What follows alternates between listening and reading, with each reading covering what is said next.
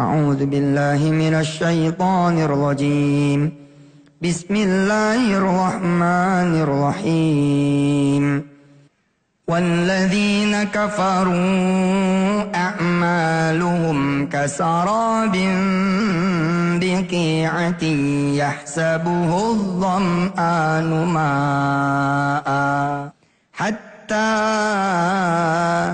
إذا جاءه لم يجده شيئا ووجد الله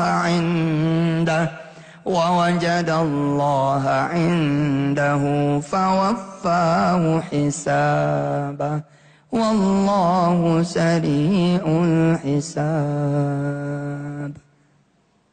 Ada orang-orang yang bertahun-tahun Pak nggak ketemu jodoh. Ada orang yang bertahun-tahun gak sembuh dari penyakitnya. Ada orang yang bertahun-tahun tidak bisa bayar hutangnya. Ada orang yang bertahun-tahun tidak bisa bangun rumahnya. Ada orang yang bertahun-tahun kemudian tidak memiliki anak keturunan.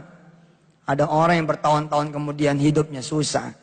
Barangkali buat dia ujian dari Allah Subhanahu wa taala, ujian yang sempurna barangkali. Lalu balasannya Allah Subhanahu wa taala nanti punya diri ketika kita berhadapan dengan Allah. Wahai hambaku, ketika di dunia engkau ridho, aku tidak berikan jodoh untukmu. Wahai hambaku, ketika di dunia kamu ridho, aku cabut nikmatku atasmu. Wahai hambaku, kamu dulu ridho, aku berikan penyakit atas tubuhmu dariku. Bagus kalau begitu mah. Namanya kita digolongkan orang-orang yang ridho dan bersabar. Tapi bagaimana kalau keadaan itu kita alami, ternyata bukan sabab ujian, kita sabab azab. Sabab azab. Waktu muda gampang banget dapat cewek, dapat setet. Begitu waktunya saudara menikah, Allah mati lampu tuh, nggak ada yang mau sama dia. Ada aja judulnya. Nggak berasa umurnya udah naik 45, 46, 48, 50 mati di dalam keadaan sendirian. Mungkin saya bilang sebagian orang adalah ujian. Terlalu baik Allah kepada dia barangkali. Allah cemburu sama dia. Dia ibadah malamnya terlalu hebat. Kalau aku kawinkan dia, aku nikahkan dia dengan perempuan lain. Belum tentu dia bisa tahajud kepada aku tiap malam seperti ini. Bisa jadi seperti itu. Tapi kan kita tahu diri kita siapa. Seperti apa kita di masa mudanya. Bagaimana kita kemudian di masa tuanya. Kita tahu. Ujian atau azab ente tahu. Betulkah itu ujian? Ente tahu bos. Gak perlu dikupas juga tahu. Iya benar. Subhanallah. Walladzina kafaru a'maluhum kasarabin biqi'atin yahsabuhu dzam'anu ma'a. Orang-orang yang kafir, kufur, lupa diri, zalim, aniaya, macam-macam hidupnya. Apa yang terjadi? A'maluhum kasarabin biqi'ati yahsabuhu dzam'anu ma'a. Dia kayak orang-orang yang neguk air padahal bukan air, bara. Kayak orang yang kemudian menciduk air, bukan air, tapi bara.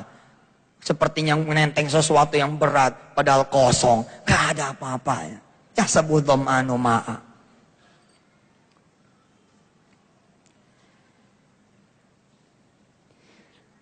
أو كظلمات في بحر اللجي يغشاه موج من فوقه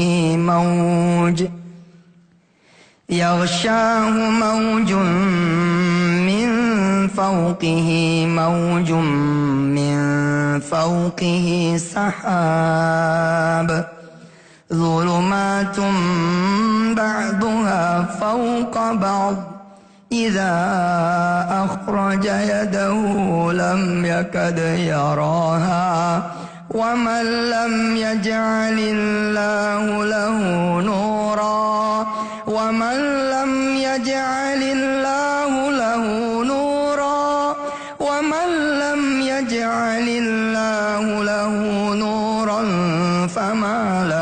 من nur. Masya Allah Pak, jangan sampai terjadi ini. Gelap berganda ente. Gelap berganda. Kalau mati lampu, tapi siang hari kan suka ada remeng-remeng itu ya. Kita masih kelihatan gerendelan kunci. Aduh, Betul nggak?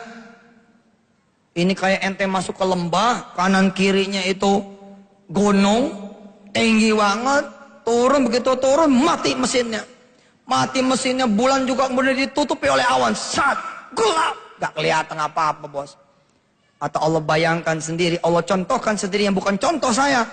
Apa? Allah bayangkan saudara ada di tengah-tengah laut, di malam yang gelap, pekat, badai. Lalu saudara nginiin tangan sendiri saja, tidak melihat. Lalu saudara bilang sama teman saudara, ini berapa? Gak bisa ngelihat. Ini berapa? Gak bisa ngelihat. Tangannya sendiri. Hatta idza akhraja yadahu lam yakad yaraha. Gila gak? Di depan saudara itu solusinya gak kelihatan. Terlalu berlapis dosa kita. Berlapis. Zina iya, riba iya, durhaka orang tua iya, makan harta orang iya, ngomongin orang iya, dengerin aib orang iya, semua dosa saudara membuat saudara gelapnya murakab, berganda, berganda. Ngilanginnya gampang tidak? Buat Allah insya Allah nggak ada yang susah. Cahaya. Apa artinya cahaya? Buat mereka-mereka yang berumah tangga, lalu awalnya dulu dengan berzina. Kalau Allah tidak izinkan sperma itu punya cahaya, gak bakal ketemu ovum. Itu sperma berenang terus, gak nyampe-nyampe bos. Diagnosa menurut kedokteran, spermanya lemah. Bukan lemah, gak ada yang nuntun sampai ke ovum.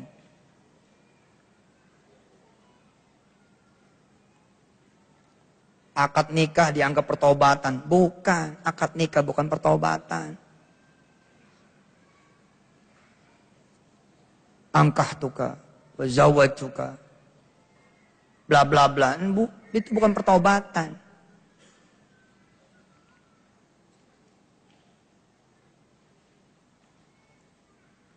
Tapi Masya Allah, begitu sadar mengaji, yang dulu dianggap enteng, tiba-tiba kayak gunung gede gitu. Ya Rob, dia menangis, tersungkur bersama istrinya. Lalu berdoa dia sujud, minta ampun kepada Allah. Begitu dia hubungan badan, kali ini dengan ridho Allah, sepol-polnya karena sudah bertobat. Begitu terlepas itu sperma, dang, Allah kirimkan malaikat, saat ditenteng, ngeceng, masuk. Jadi dia anak. Kalau Allah redho, insya Allah. Tapi don't worry, insya Allah sebagian yang lain saya bilang, mungkin ujian buat dia. Atau ada maksud Allah yang lain untuk dia. Koreksi diri, itu intinya. Kenapa cahaya itu dihilangkan oleh Allah? Ketika enggak ketemu, saya oke-oke aja Ustaz. Alhamdulillah, saya periksa atas juga oke.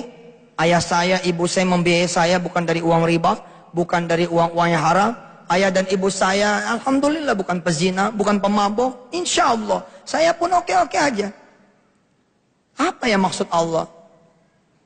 Kok saya sampai hari ini tidak dikaruniai anak keturunan? Ya, bersabar saja kali Bu. Mudah-mudahan ini bukan azab tapi ujian. Ya Ustaz. Ustaz ngomong-ngomong bisa hadir enggak? Hadir apa? Saya punya rumah tahfiz. Ada berapa anak? Ya, ada 38 anak. Tuh dia. Belum tentu dia sempat kalau punya anak. Ternyata Allah punya maksud.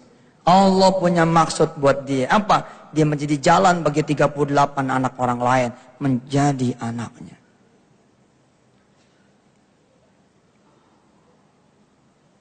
Oh Ustaz nggak seru kalau bukan anak sendiri. Betapa banyak orang-orang tua yang kehilangan anaknya padahal dia anak kandungnya.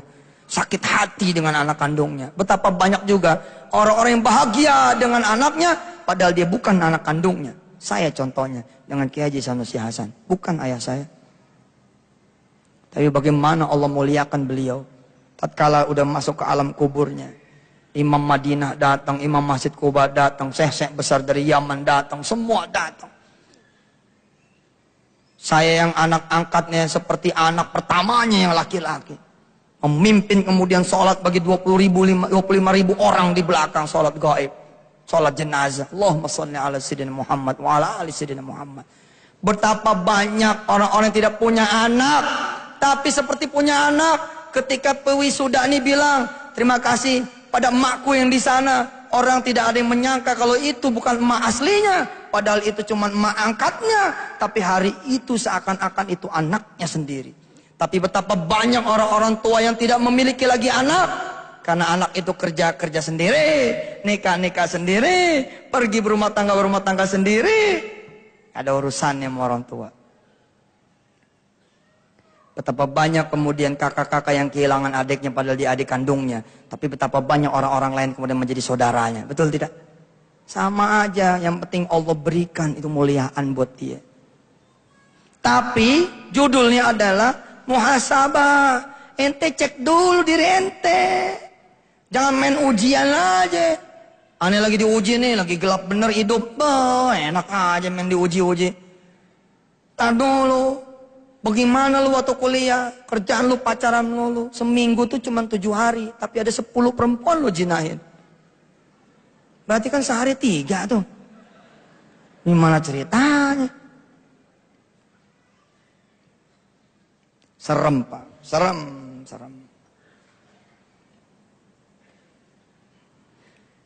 أو كظلمات في بحر اللج يغشاه موج من فوقه موج من فوقه سحاب ظلمات بعضها فوق بعض. Kalau bisa kita itu apa? Nurun ala nur. Mas Yusuf, iya mas, kerjain proyek perumahan saya. Oh makasih mas, gak usah mikirin modal. Nah udah mulai, nur ala nur. Nanti gak usah nyari pembelinya, nur ala nur. Banknya udah kita siapin juga, bank syariah, nur ala nur. Ente terus ngapain?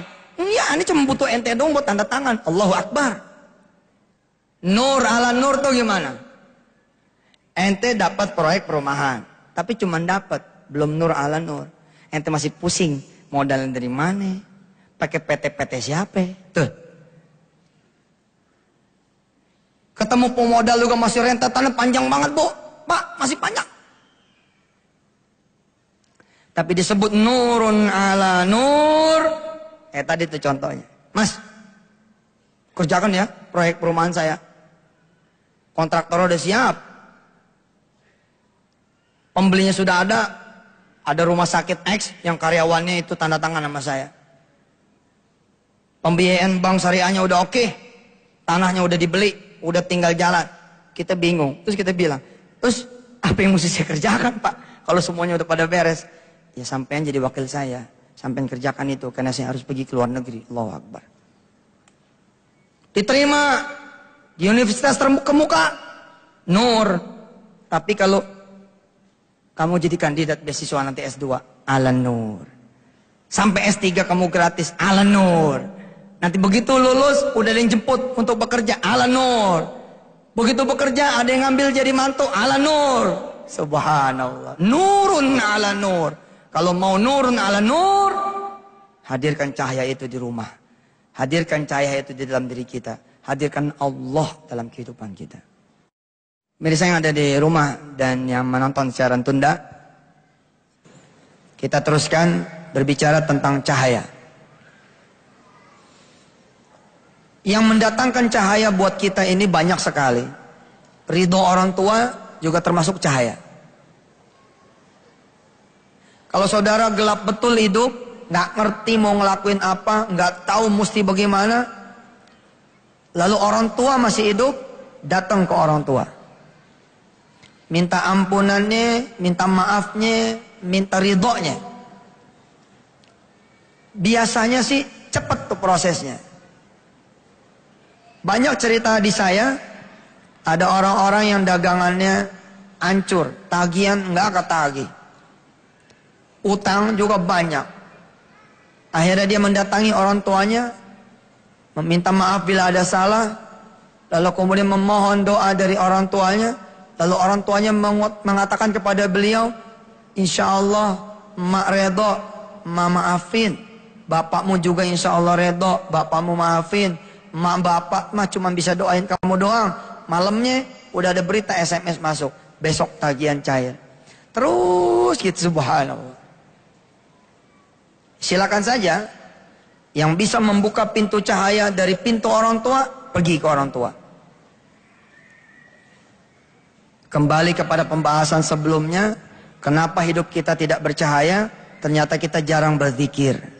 Hati kita kosong. Tahu definisi galau, tahu? Definisi galau itu kalau hati kosong. Sepi dari zikir, sepi dari baca Quran, sepi dari bertasbih, sepi dari bersolawat.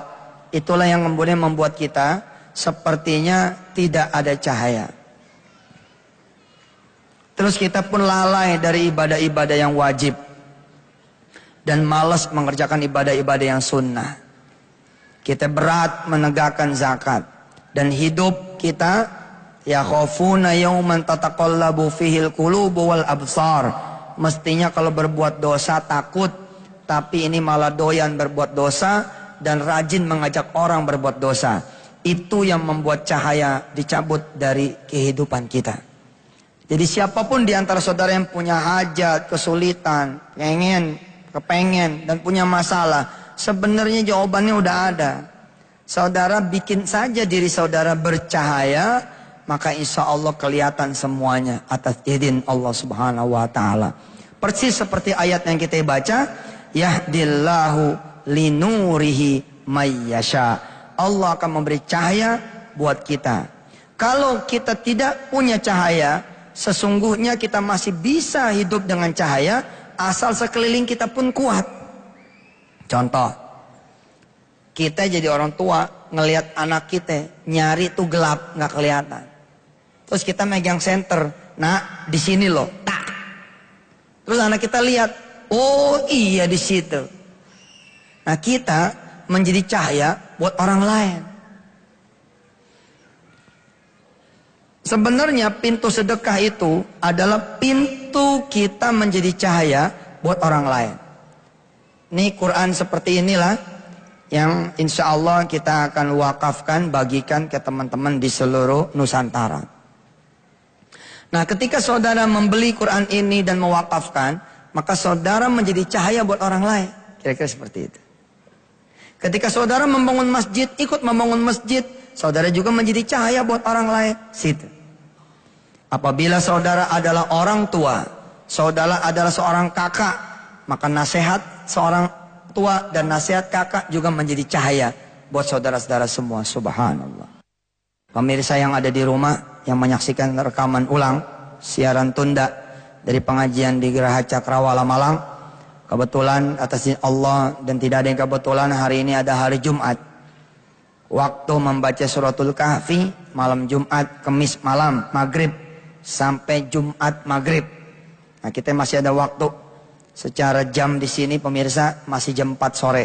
Kita masih bisa membaca suratul Kahfi.